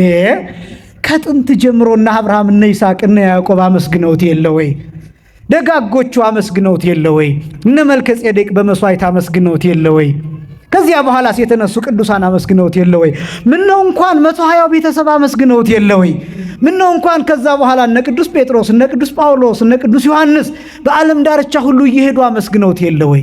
ምነው ከዛ በኋላስ የተነሱ ሐዋርያውያን አበው አመስግነውት የለምን? ምነው ከዛ በኋላስ ሊቃውንቱ ሁሉ አመስግነውት የለምን? ምነው ከዛ በኋላ በየገዳማቱ ያሉ መነኮሳት አመስግነውት የለምን? ምነው በዓለም ጫፍ እስከ ጫፍ እስከ ዛሬ ድረስ የነበሩት ከዚህ በኋላ የሚነሱት ሁሉ ያመሰግኑት የለምን ብለን እናመሰግነዋለን። ከዛስ እኛ ራሳችን ደግሞ እንዲህ በማለታችን እናመሰግነዋለን። ምክንያቱም ሕዝብ ውስጥ ስለሆነ። በጣም አስደናቂ ነው። ሕዝብ ውስጥ ስለሆነ ይሄ ምስጋና ከየት ነው የተወሰደው? መዝሙር 116 ላይ እዚያው ላይ አሁንም ከዛው አልወጣም። ካህኑ አሕዛብ ሁላችሁ እግዚአብሔርን አመስግኑ ይላል። እኛ ሕዝብ ሁሉ እግዚአብሔርን ያመሰግኑታል፣ ሁላቸው ሕዝብ እግዚአብሔርን ያመሰግኑታል ብለን እንመልሳለን። እኛም ሕዝብ ነን፣ ሕዝብ ውስጥ ተካተናል። ግን ደግሞ እየተናገርን ያለ ነው ከኛ የተሻሉ ሰዎች እንዳመሰገኑት ጭምር እንናገራለን። ከኛ የተሻሉ ለምሳሌ አንዳንድ ሰውን ለመግለጥ እኛ ምን እንላለን? እንደው ቃላት ያጥረኛል እሱን ለመግለጥ እንደው እነገሌ እንኳን ቢገልጡት ይሻል ነበር እንደዚህ ብለን ከትህትና የተነሳ እንናገራለን። ብቃትን ተመልከቱት። አሁን ትህትናን ተመልከቱት። ከኛ የተሻሉ ሰዎች እንዳመሰገኑት እንገልጣለን። ሕዝብ ሁሉ አመስግነውት የለ ወይ? እኔ አንድ ተራ ሰው ብሎ ትህትና እንደማሳየት ነው። እና ሁሉ አሕዛብ ሁሉ ያመሰግኑታል ብለን እናገራለን። ግን ደግሞ አሕዛብ ሁሉ ያመሰግኑታል፣ ሕዝብ ሁሉ ያመሰግኑታል ብለን ደግሞ እኛም እያመሰገንን ነው ማለት ነው። ከአመስጋኞች ውስጥ ተመደብን ማለት ነው። ከዛ በኋላ ካህኑ ምክንያቱን ይገልጣል። ልብ በሉ። ለምንድን ነው የምናመሰግነው ትሉኝ እንደሆነ ይላል ካህኑ። ለምን እናመሰግነዋለን እግዚአብሔርን ትሉኝ እንደሆነ እስመ ጸንዓት ምህረቱ ላዕሌነ፣ ምህረቱ በእኛ ላይ ጸንታለችና። እስኪ በሉ ምህረቱ በሉ። በእኛ ላይ ጸንታለችና የምናመሰግንበት ምክንያት ይሄ ነው ይላል። እኔ አሁን በደንብ ደግሞ እንድታስተውሉት የምፈልገው ቅደም ተከተሉ ነው። አሐዱ አብ ቅዱስ ብለን መሰከርን። ካህኑ ይህንን ሲል እኛ በእውነት ቅዱስ ነው፣ አብ ቅዱስ ነው፣ ወልድ ቅዱስ ነው፣ አንድ መንፈስም ቅዱስ ነው ወይም መንፈስ ቅዱስ ቅዱስ ነው ብለን መልስ ሰጠን። አሁን ከዛ ካህኑ ምንድነው አመስግኑት የሚል አዋጅ ወይም ትእዛዝ አዘዘን። ከዛ አሕዛብ ሁሉ ያመሰግኑታል ብለን መልስ ሰጠን፣ አመሰገንን። ከዛ በኋላ ካህኑ የሚለው የምናመሰግንበትን ምክንያት ይገልጣል። የምናመሰግንበት ምክንያት ምህረቱ በእኛ ላይ ጸንታለችና ይላል። ቅዳሴ ማለት የማን መንገድ ነው ብያቸዋለሁ? አስቀድሞ ለአዳም የተገለጠው መንገድ፣ በተስፋ የተገለጠው መንገድ፣ ለኖህ የተገለጠው መንገድ፣ ለአብርሃም የተገለጠው መንገድ፣ የምድር አሕዛብ ሁሉ በዘር ይባረካሉ ተብሎ የተሰጠው መንገድ፣ ያዕቆብን በእርግጫ መጥቶ የገለጠው መንገድ፣ በነቢያት በኩል የተገለጠው መንገድ፣ እስራኤላውያን ባህር ሲሻገሩ ያዩት ደረቅ መንገድ፣ እነ ኢያሱ የተከተሉት መንገድ፣ ሙሴ ያሳየው መንገድ፣ በዮርዳኖስ በኩል እስከ ኢየሩሳሌም የተሻገረው መንገድ፣ በኢየሩሳሌም በኩል ከዛ ክርስቶስ እስከ መጨረሻ ወደ ዘላለም ሕይወት የሚወስደንን ያሳየንን ያንን መንገድ ቤተ ክርስቲያኒቷ ምን ብላ ትገልጠዋለች? ዛሬም ያን መንገድ ሰጥቶት በዚያ መንገድ ውስጥ ነው ያለው። ያ ምህረቱ አሁንም እንደጸና ነው። ክብርና ምስጋና ለስሙ ይሁን። ያ ምህረቱ አሁንም እንደጸና ነው።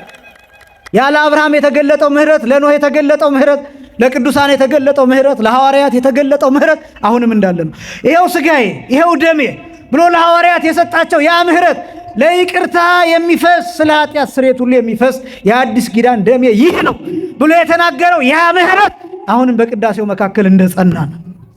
ያን ምህረት ነው የሚገልጠው። ምህረቱ በእኛ ላይ ጸንታለችና ማለት ያ ነው። ያኔ ለጴጥሮስ እንካ ብሎ የሰጠው ሥጋ እዚህ አለ። ያኔ ይሁዳ ምንም እንኳን ባይቀበለውም ለይሁዳ የተሰጠው ምህረት እዚህ አለ። ለይሁዳ የተሰጠው ድል እዚህ አለ። ለጴጥሮስ የተሰጠው ድል ሳይሸረፍ ሳይሸራረፍ ለእኔም የተሰጠኝ ድል ነው። ለጴጥሮስ የተሰጠው ድል፣ ለእንድርያስ ለቶማስ የተሰጠው ድል፣ በዘመኑት ለነበሩት 120 ቤተሰብ የተሰጠው ድል፣ ጴጥሮስ ሮም ውስጥ ሄዶ ያስተማረውና የሰጣቸው የጌታ ሥጋና ደም እድል፣ ያ እድል እዚህ ማለት። ስለዚህ የጌታ ምህረት እንደጸና ነው። አያችሁ፣ አልተቋረጠም። የጌታ ምህረት እንደጸና ነው። የጌታ ምህረት የኃጢአትን የሚያስተሰርየው ደም፣ ያ ይቅር የሚለው ደም፣ ያ በሁላችን ሰውነት ገብቶ ከክርስቶስ ጋር የሚያዋህደን ደም፣ ያ ደም ምህረቱ አልተቋረጠም። አሁንም አለ። አመስግኑት እምላችሁ ለዚህ ነው። ካህኑ የሚለው አመስግኑት እምላችሁ ለዚህ ነው። ምክንያቱም ምህረቱ በእኛ ላይ ጸንታለች። ምክንያቱም ቅዳሴ የእግዚአብሔር ምህረት ነው። ቅዳሴ የማን ምህረት ነው? የእግዚአብሔር ምህረት የሚገለጥበት ነው። ስለዚህ ጸንታለች አለች ነው። ይሄ ደግሞ ቅብብሎሹን ጭምር ያሳያል። ቅብብሎሹን፣ መንገዱን ያልተቋረጠ ያልተዘጋ ያልተበረዘ ያልተከለሰ። ኦርቶዶክስ ማለትም ሁልጊዜ እንደምንለው ርትዕት ሃይማኖት ማለት ነው። ቀና ሃይማኖት፣ ቀና መንገድ፣ የተስተካከለ ያልተጣመመ ማለት ነው። ቅዳሴ ማለት እሱ ነው፣ የእግዚአብሔር መንገድ የሚገለጥበት። ከዛ በኋላ እኛ ደግሞ ምን መልሰው መልሳለ እስመ ጸናት ምህረቱ ላዕሌነ። በዚህ ይጨርሳለሁ። ካህኑ ምህረቱ በእኛ ላይ ጸንታለችና ሁላችሁ እግዚአብሔርን አመስግኑት ካለን በኋላ ምክንያቱን ከነገረን በኋላ እኛ ደግሞ እንዲህ እንመሰክራለን። ጽድቁስ በሉ እስኪ ሁላችሁም ለእግዚአብሔር ይሄሉ ለዓለም። ይህ ማለት ቀጥታ ሲፈታ የእግዚአብሔር እውነቱ ለዘላለም ትኖራለች። እስኪ በሉ የእግዚአብሔር በሉ እውነቱ ለዘላለም ትኖራለች። የትኛው እውነት? የትኛው እውነት? ምክንያቱም እርሱ ሲናገር እኔ መንገድ፣ ከዛስ ምንድን ነኝ አለ? እውነት፣ ከዛ ምንድን ነኝ አለ? እነዚህ ሁሉ ለዘላለም ጸንተው የሚኖሩ ናቸው። ቅዳሴ ላይ የእግዚአብሔር እውነት ይገለጣል። የማን እውነት ይገለጣል? ቅዳሴ አሁን 3 ነገር ነው የነገርኳቸው። አንደኛ ቅዳሴ የማን መንገድ ነው ብያቸዋለሁ። ሁለተኛ የማን ምህረት ነው ብያቸዋለሁ። ሶስተኛ የማን እውነት ነው ብያቸዋለሁ። ቅዳሴ ማለት እንደሱ ይሄ የሚገለጥበት ነው። ከዛ እኛ ምን መሰክረው እንዴ እሱማ እኮ እውነተኛ አምላክ ነው፣ ጻድቅ አምላክ ነው፣ የማይሳሳት አምላክ ነው፣ የማይዋሽ አምላክ ነው። እውነት ከተናገረ ያንን እውነቱን ጠብቆ ኪዳኑን የሚሰጥ አምላክ ነው። ያ እውነቱ ደግሞ በእኛ ይገለጣል፣ በልጅ ልጆቻችን ይገለጣል። በጻድቃን እንደነበረው በእኛ ይታያል፣ በቅዱሳን እንደነበረው በእኛ ይታያል፣ በመላእክት እንዳለው በእኛ ይገለጣል፣ በሰማይ እንዳለው በምድር ይታያል። ከዚህ በፊት እንደነበረው አሁንም ይታያል፣ ዛሬ እንደነበረው ነገም ይገለጣል። በእኛ ብቻ ሳይሆን በልጅ ልጆቻችን በትውልድ ይገለጣል። ስለዚህ የእግዚአብሔር እውነቱ ለዘላለም ይኖራል ብለን በቅዳሴ መሃል የእግዚአብሔርን መንገድ፣ የእግዚአብሔርን ምህረት፣ የእግዚአብሔርን እውነት፣ እነዚህን 3ቱን ነገሮች እንገልጣለን። መዝሙር 116 ከቁጥር 1 ጀምሮ እነዚህ 4 መስመሮች ናቸው። እነዚህ 4 መስመሮች ግን ዓለም ከመፈጠሩ በፊት እስከ ዓለም መጨረሻ ድረስ ዓለም ካለፈ በኋላ ያለውንም ጭምር የሚገልጡ ናቸው። አስደናቂ የመዝሙር ክፍል በገና እንይዝም። በቅዳሴው መሃል ግን ከዳዊት ጋራ በልባችን በገና እየደረደርን፣ በህሊናችን በገና እየደረደርን፣ በህሊናችን መሰንቆ እያመሰገንን ከእግዚአብሔር ጋር አንድ የምንሆንበት ምስጢር ይሄ ምስጢር ነው። በእውነት ክብር ለአባቶቻችን ይሁን። አንድ ጊዜ አባቶቻችንን አመስግኗቸው እልል ብላችሁ። ይህንን ስርዓት የሰሩልን መጽሐፍ ቅዱሱን በንባብ ብቻ አይደለም በዜማ እንድንለው እንድናመሰግነው እዛ አባቶቻችን ባስቀመጡልን ልክ ደግሞ በምስጢርም እንድንሰማው እንድንናገረው የሚረዳን አምላካችን እግዚአብሔር የተመሰገነ ይሁን። በቅዳሴ ውስጥ ከሃይማኖታችንን ከመሰከርን በኋላ በምስጋና መልክ የምንገልጠው የምናስተዛዝለው የዳዊት መዝሙር ይሄ ነው። ስለዚህ በጣም እጅግ በጣም ጥልቅ ነው፣ እጅግ በጣም ሰፊ ነው። እንግዲህ ከእስራኤል ጋር አስቀድሜ ከብሉይ ኪዳኑ ጋር እንደነገርኳችሁ የእግዚአብሔርን መንገድ የምናይበት የምንገልጥበት ነውና የተለየ ምስጢርን፣ የተለየ ክስተትን፣ የተለየ ሁኔታን ማሳየት የሚችል ነው። ደጋግመን እነዚህን ነገሮች በዜማም በንባብም በአማርኛውም በግዕዙም በእነዚህ ነገሮች እያስተዋልን ከዛ ደግሞ ስናስቀድስ እጅግ በጣም ደስ እያለን ከሙሴ እህት ከማርያም ጋር እንደምናመሰግን ገብቶን፣ ከመላእክት ጋር እንደምናመሰግን ገብቶን፣ ከሐዋርያት ጋር ከ120 ቤተሰብ ጋር ከቅዱሳን ጋር ከሊቃውንት ጋር ከቀድሞ ከነበሩ ደጋጎች አባቶች ጋር ከነሱ ጋር ሆነን እንደምናመሰግን ገብቶን የቅዳሴውን ምስጢር እያወቅን እየተረዳን በተመስጦ ልናስቀድስና ልንጠቀም ይገባል ነው። ይህንን መልእክት ለማስተላለፍ ነው። ቀጣይ እግዚአብሔር የሳምንት ሰዎች ይበልና ለምንድነው ስብሐት ለአብ ወወልድ ወመንፈስ ቅዱስ የሚባለው የሚለውን እሱን አሳይተን ወደሚቀጥለው ክፍል እንሄዳለን። መምህር ያሬድ ስብሐት ለአብ የሚለውን አንድ ጊዜ ብቻ አዘልቀው የመርሃ ግብራችን ፍጻሜ ይሆናል። ስለነበረን ጊዜ ሁሉ የአምላካችን እግዚአብሔር ስም የተመሰገነ ይሁን። ወስብሐት ለእግዚአብሔር።